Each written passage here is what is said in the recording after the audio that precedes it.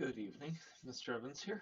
We are still reading The Westing Game by Alan Raskin, and I believe we've got a couple chapters tonight, then we should be finishing up the book tomorrow night. Chapter 26 is called Turtle's Trial. Who was furious? Haven't we had enough game playing, he complained, and led by a confessed bomber no less. Judge Ford rapped for silence with the walnut gavel presented to her by associates on her appointment to a higher court. Higher court?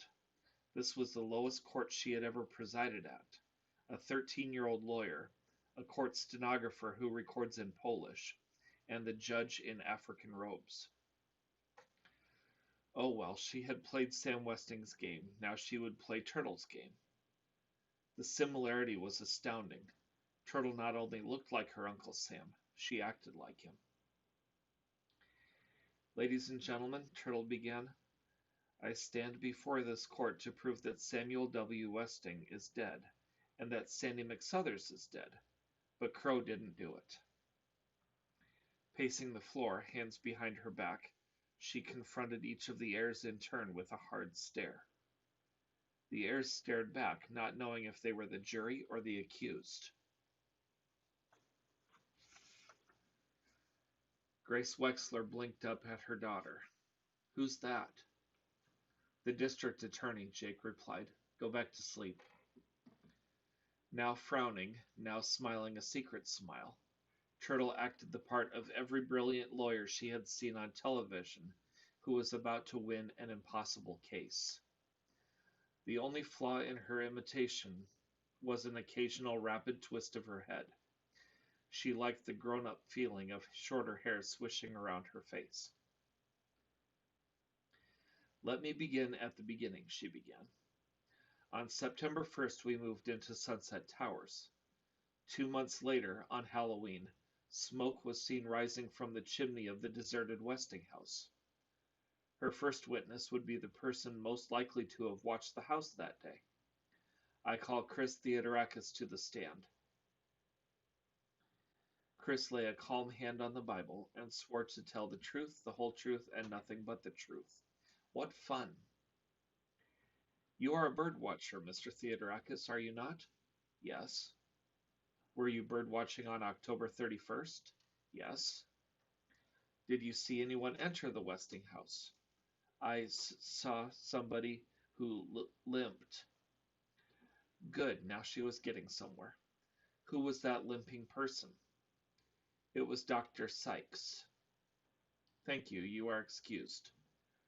Turtle turned to her audience. Dr. Sykes was Sam Westing's friend, a witness to the will, and his accomplice in this game. On the day in question, he limped into the Westing house to build a fire in the fireplace. Why? Her next witness might answer that. Judge Ford instructed the witness to remove his aviator's helmet. His gray hair was tousled but barbered. And place your gun in the custody of the court. Oh my, Flora Bombach gasped, as Otis Amber unzipped his plastic jacket, pulled a revolver from his shoulder holster, and handed it to the judge, who locked the gun in her desk drawer. Turtle was as startled as the other tenants. Mr. Amber, she began bravely, it seems that we are not all who we say we are. In other words, who exactly are you? I am a licensed private investigator. Then why were you disguised as an idiot delivery boy? It was my disguise. Turtle was dealing with a practiced witness. Mr. Amber, who employed you? That's privileged information. The judge interceded. It would be best to cooperate, Mr. Amber, for Crow's sake. I had 3 clients, Samuel W. Westing, Barney Northrup, and Judge J.J. Ford. Turtle stumbled over her next question. What were you hired to do, and when, and what did you find out? Tell us everything you know. It was unsettling to see Otis Amber act like a normal human being. 20 years ago, after his wife left him, Samuel W. Westing hired me to find Crow, keep her out of trouble, and make sure she never used the Westing name. I assumed this disguise for that purpose. I mailed in my reports and received a monthly check from the Westingtown Bank until last week, when I was notified that my services were no longer needed. But Crow still needs me, and I'll stick by her no matter what. I've grown fond of the woman. We've been together such a long time. How and why did Barney Northrop hire you? Amber is second in the phone book under private investigators. Maybe Joe Aaron's phone was busy that day. Anyhow, Barney Northrop wanted me to investigate 6 people. What 6? Judge J.J. Ford, George Theodorakis, James Hu, Gracie Winkloppel, Flora Bombach, and Sybil Pulaski. I made a mistake on the last one. I wasn't aware of the mix-up until I looked into Crow's early life for the judge. It seems I confused the Sybil Pulaski with the Seidel Pulaski. Would you please repeat that? The court stenographer asked. Seidel Pulaski, Otis Amber repeated, then turned to the judge. I couldn't tell you about Crow's relationship to Sam Westing. Conflict of interest, you understand. Judge Ford understood very well. Sam Westing had predicted every move she would make. That's why Otis Amber, with his privileged information, was one of the heirs. That and to convince Crow, the queen, to play the game. Turtle had more questions. Are you saying that Barney Northrop didn't ask you to investigate Denton Deer or Crow or Sandy? That's right. Denton Deer turned up in my report on Gracie Winkloppel, the Wexlers. Barney Northrop said he was looking to hire a cleaning woman for Sunset Towers, good pay and a small apartment, so I recommended Crow. I don't know how Sandy got the doorman's job. Mr. Amber, you were also hired by Judge Ford, I assumed to find out who everybody really was. Did you investigate all 16 heirs for the judge? I didn't investigate the judge or her partner. The judge bristled at the reminder of her stupidity. Therefore, Turtle continued, you have never investigated the man we knew as Sandy McSuthers for any of your clients. Never. One more question. It was the question she had planned to ask before learning that Otis Amber was not who he seemed to be. On the afternoon of Halloween, when we were watching the smoke in the Westinghouse chimney, you told a story about a corpse on an oriental rug. I saw it, Grace Wexler cried. I saw him. Turtle forgot the rules of the court and hurried to her mother. Who did you see, Mom? Who? Terrified by the who's, Madame Who slipped away. The doorman, Grace replied, lifting her dazed face to her husband. He was dead. On an oriental rug, Jake. It was awful. Jake stroked his wife's hair. I know, Gracie, I know. Turtle returned to her witness. Mr. Amber, did you tell that spooky story to dare one of us to go to the Westinghouse that night? Not really. Sandy told me the story that morning, and we decided to scare you kids with it, being Halloween. Thank you, Mr. Amber. You may step down. Step down was a term used in court. The floor was level here. Turtle turned to her baffled audience. A fire was started in the fireplace to call attention to the deserted house. Then a spooky story was told to dare someone to go into the house. That someone was me. I sneaked in the house, followed Dr. Sykes's whispers, and found the corpse of Samuel W. Westing in bed. I now call D. Denton Deer to the stand. Turtle stared at her most unfavorite air. Intern Deer, you saw the body of Samuel W. Westing in the coffin. Did he appear to have been poisoned? I could not say. He was embalmed. You are under oath, Intern Deer. Do you swear that the body of Samuel W. Westing was embalmed? What kind of a trick question was that? I cannot swear to it. No, I did not examine the body in the coffin. Could the body in the coffin, which you did not examine, have been no body at all? Could it have been a wax dummy dressed in the costume of Uncle Sam? I am not an expert on wax dummies. Yes or no? Yes, it's possible. Anything is possible. What's the brat driving at? Or is she just trying to make a fool of me? Intern dear, you may not be an expert in wax dummies, but you are an expert in medical diagnosis, and you did examine the body of Sandy McSuthers, correct? Yes to the first question, no to the second. I did not examine Sandy. I tried to make him comfortable until help arrived. He was still alive when Dr. Sykes took over. Turtle turned quickly to conceal her smile. But surely you saw enough symptoms to make one of your famous diagnoses. She peered at the judge from the corner of her eye. That last word didn't sound right. Coronary thrombosis, the intern diagnosed, but that's just an educated guess. In simple language, heart attack. Then Sandy could not have died of an overdose of lemon juice, which is what I saw Crow put in his flask. Turtle could have called on Angela to testify to that, but she didn't want her screwy sister confessing all over the place. I never heard of anyone dying as a result of lemon juice consumption, the expert replied. One more question, intern dear. Do you swear that Sandy had a bruise on his shin resulting from a kick? Absolutely. I should know, having been the recipient of such a kick myself. You may step down. I call Seidel Pulaski to the stand. Seidel Pulaski. Overcome with excitement, the secretary had to be helped to her feet for the oath-taking. Miss Pulaski, I must compliment you on your good thinking in taking down the will in shorthand. Professional habit. This looks professional, all right. The typing is perfect. Well, almost perfect. It seems you left out the last word in section 3.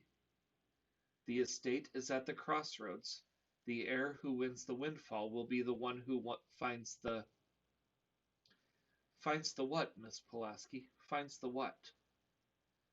Seidel squirmed under Turtle's hard stare. Leave it to the brat to discover my one error. There was so much talking I couldn't hear the last word. Come now, Miss Pulaski, you claim to be a professional. Hounding the witness, and doing it quite well, Judge Ford thought, coming to the secretary's defense. I don't think anyone heard the word turtle. Mr. McSuthers made a joke about ashes at that point. You are excused, Miss Pulaski, Turtle said offhandedly, her eyes on the will. The judge was right. Sandy had joked about ashes scattered to the winds. Winds. Windy Windclopple. No, it still didn't make sense. It is not what you have, it's what you don't have that counts. Maybe no word was ever there. She read on. Fourth. Hail to thee, O land of opportunity. You have made me the son of poor immigrants, rich, powerful, and respected. So take stock in America, my heirs, and sing in praise of this generous land. You too may strike it rich who dares to play the Westing game. Fifth, sit down, Your Honor, and read the letter this brilliant young attorney will now hand over to you. Judge Ford, could you introduce as evidence the letter that brilliant young attorney handed over to you? It is just the usual certification of sanity, signed by Dr. Sykes, the judge replied as she removed the envelope from her files. But the letter was gone. The envelope now contained a receipt. Check received November 1st, $5,000. Check received November 15th, $5,000. Total amount paid by Judge Ford, $10,000. Cost of educating Josie Joe Ford, $10,000. Amount owed to Sam Westing, $0. I'm afraid the original letter has been replaced by a personal message. It has no bearing on this case, and yes, please. A trembling Madame Hu stood before the judge. For to go to China, she said timidly, setting a scarf-tied bundle on the desk. Weeping softly, the thief shuffled back to her seat. The judge unknotted the scarf and let the flowered silk float down around the booty. Her father's railroad watch, a pearl necklace, cufflinks, and a pin and earrings set, a clock. Grace Wexler's silver cross never did turn up. My pearls, Flora Baumbach exclaimed with delight. Wherever did you find them, Madame Hu? I'm so grateful. Madame Hu did not understand why the round little lady was smiling at her. Cautiously she peered through her fingers. Oh, the other people did not smile. They know she is bad. And Mr. Hu, his anger is drowned in shame. Perhaps stealing is not considered stealing in China, Seidel Pulaski said in a clumsy gesture of kindness. The judge rapped her gavel. Let us continue with the case on hand. Are you ready, Counselor? Yes, Your Honor, in a minute. Turtle approached the frightened thief. Here, you can keep it. With shaking hands, Madame Hu took the Mickey Mouse clock from Turtle and clutched the priceless treasure to her bosom. Thank you, good girl. Thank you, thank you. That's okay. The heirs were anxious for the trial to continue. They pitied the poor woman, but the scene was embarrassing. 1 half hour to go. Turtle was so close to winning she could feel it, taste it, but still the answer eluded her. Ladies and gentlemen, who was Sam Westing? She began. He was poor Windy Windclopple, the son of immigrants. He was rich Sam Westing, the head of a huge paper company. He was a happy man who played games. He was a sad man whose daughter killed herself. He was a lonely man who moved away to a faraway island.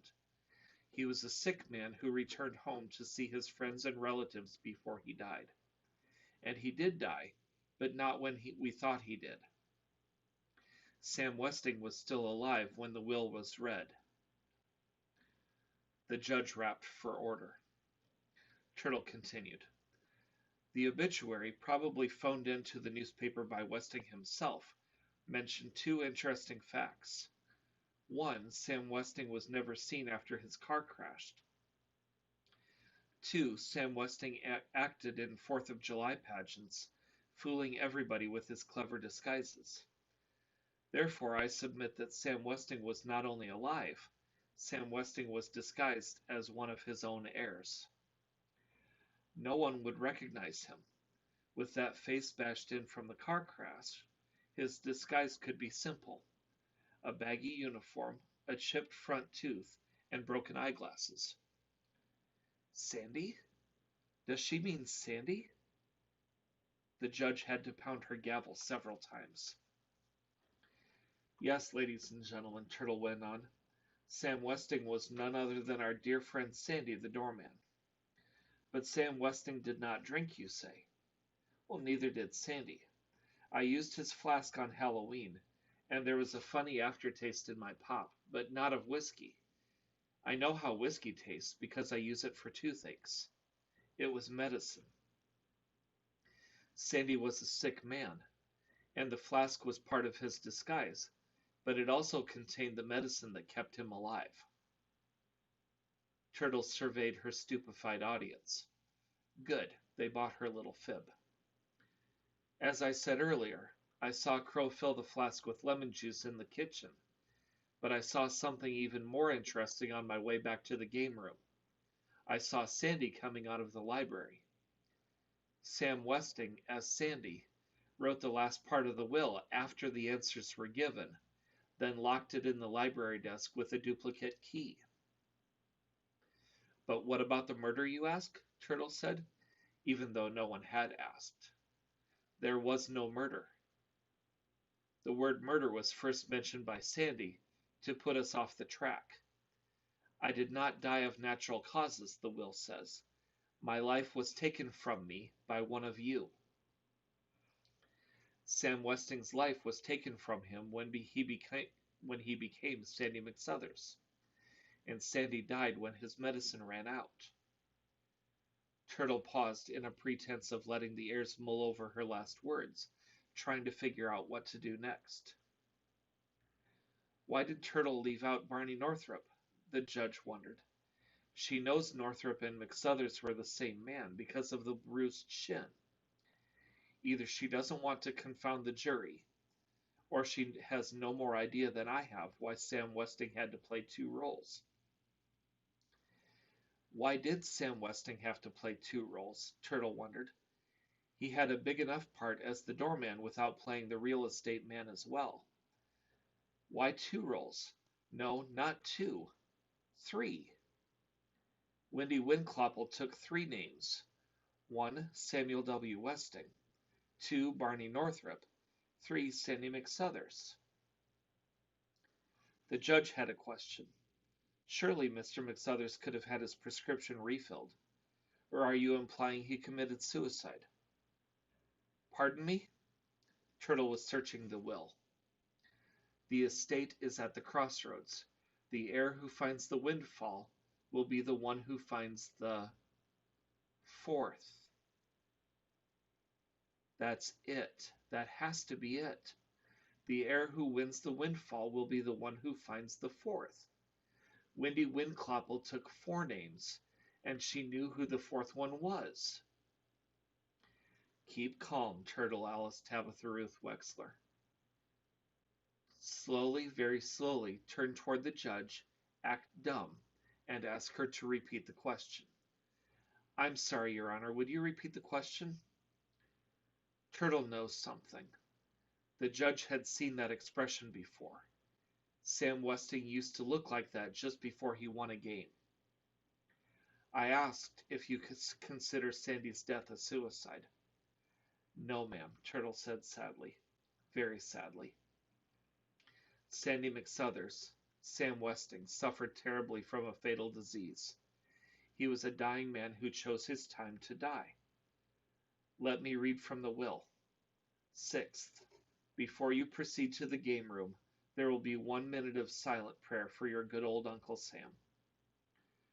Ladies and gentlemen, heirs, for we all inherited something, let us bow our heads in silent prayer for our benefactor Sam Westing, alias Sandy the Doorman. Crow! Otis Amber leaped to his feet as Ed Plum led the cleaning woman through the door. And that is where we will finish for this evening. We will pick it back up and possibly finish the book tomorrow night. Have a good evening.